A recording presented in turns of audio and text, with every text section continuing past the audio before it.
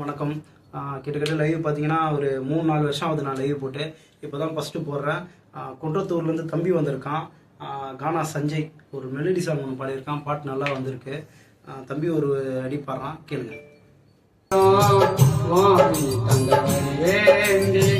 பார்த்து என்ன பார்க்காத மாதிரி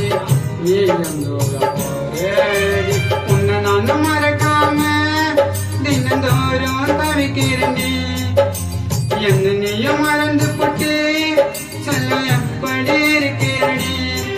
நான் சத்தா நீயும் சாவேன்னு நீயும் தாண்டி சொல்ல என்ன தேடி வருவேன்னு நான் வந்து காத்திருந்தேன்.